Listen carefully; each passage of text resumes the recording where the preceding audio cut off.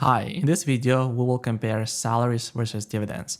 Most business owners think that when they pay themselves dividends, they will pay less taxes, but I'll prove you that that's not necessarily true. Hi, my name is Sam, I'm a Canadian CPA, and I'm here to share my tax knowledge and experience with you. So let's go to Excel and let's put scenario number 1 and scenario number 2. And then here we will put salaries and then dividends, non-eligible. So what people typically do is they will put $100,000 salaries versus $100,000 dividends.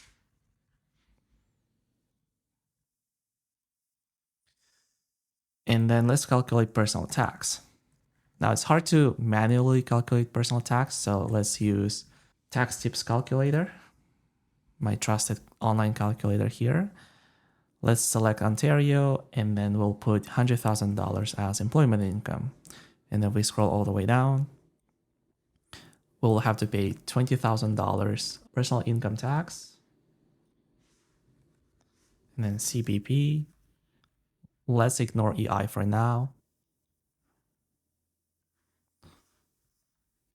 Then our after-tax cash is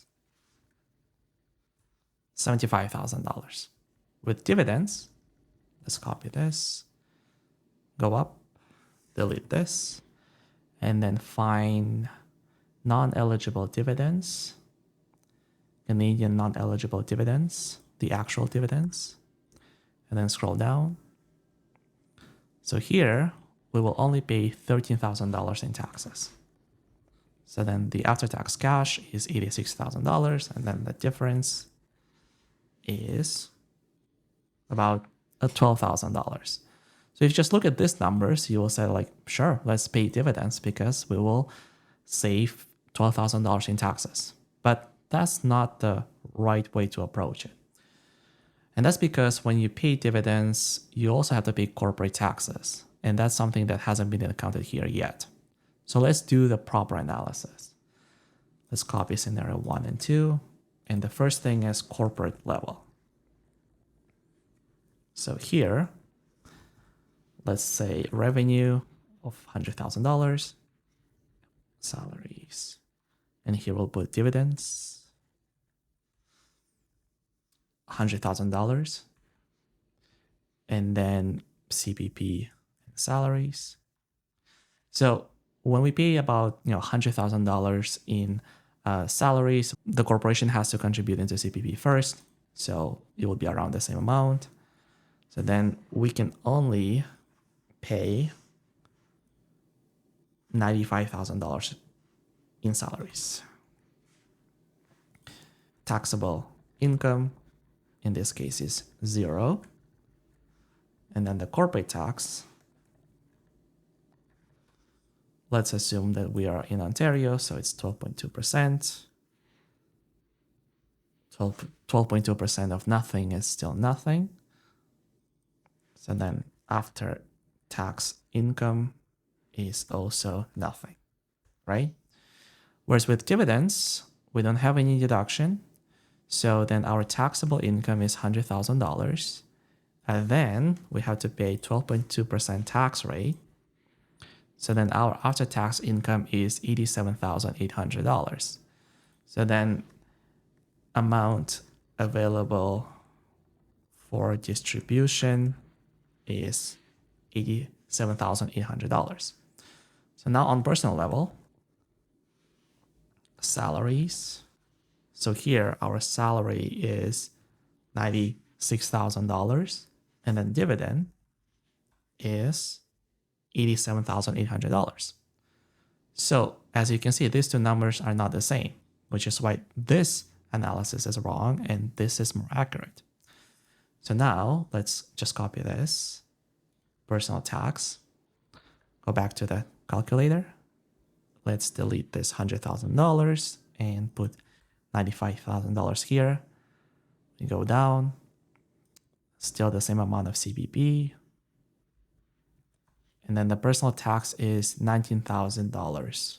Again, we can ignore EI for now. And then after tax cash is $72,000. So it's essentially this $75,000 less CPP, and then our taxes is a little bit less too, because we paid $95,000 instead of $100,000. Now for dividends, let's go to the calculator, delete this, and then let's go to Canadian non-eligible dividends, scroll all the way down. Then our tax is $10,000. Now our after-tax cash is $78,000, and the difference is now only $5,600 and not $12,000. But keep one thing in mind is, let's just put this difference here. CPP portion is actually $8,800. So if you remove the CPP contribution, which is not tax, it's a pension, it's a benefit that you will get when you retire, your tax on income is actually less under salaries. So if you calculate tax only, that would be $19,000, whereas here you'll pay $10,000 personally plus $12,000 inside the corporation. So in this particular case, you'll pay about $5,000 more. Oh, no, this is not correct. No, you'll pay $3,000 more in total taxes under the dividend option, which is why when you say that you pay less taxes on dividends, that's not necessarily correct. You do end up with more cash, and that's because of the CPP. But again, it's not fair to include CPP in the calculation because CPP is a benefit that you will get in the future, right? So as you can see, it's very similar. It's closer than what people think. So what other consideration you should take into account then? Well, let's open the Word document. The first one is obviously the CPP. Do you care about CPP, right? Because some business owners out there, or most of them, they don't trust the government to provide pension when they retire, so they would rather keep the money to themselves and invest by themselves. The second thing is RSP contribution rule. When you pay yourself a salary, that will create an RSP contribution rule, which means you can contribute into RSP, which creates a tax deduction. Then any investment income you generate inside that account will not be subject to tax, and then you will only pay tax when you take money out. It's a great account to use, and that's only available if you pay yourself salaries. When you pay yourself dividends, that does not create RSP contribution rule.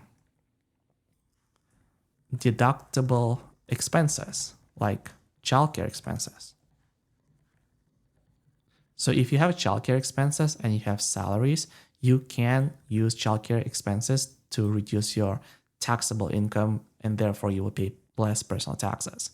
But you cannot use childcare expenses to reduce your taxable income if that taxable income is mainly dividends. So you want to be aware of what expenses you have that you can put through your personal tax return that can be deducted from either salaries or dividends. So I had a client that paid themselves dividends and they had a lot of childcare expenses. Unfortunately, they couldn't use any of that because they didn't have any income other than dividends that would be eligible to offset the childcare expense against. So be careful about this as well. The next one is personal financing.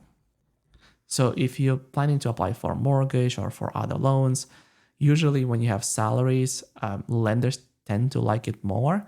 But with that being said, it's not impossible to get a loan with dividends.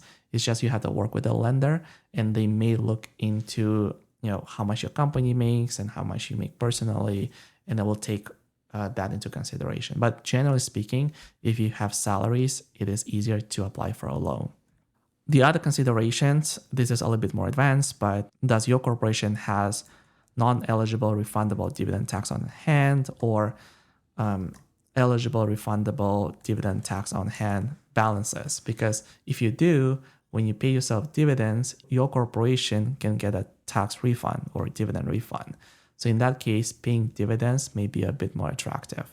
So there are a lot of other considerations other than just taxes. I just walk them through very, very quickly. So that's a quick analysis of salaries versus dividends. Always talk to your accountant about which option is the best for you. And if you have any questions, please comment below. And by the way, you can find a copy of this Excel in the description below. See you in the next video.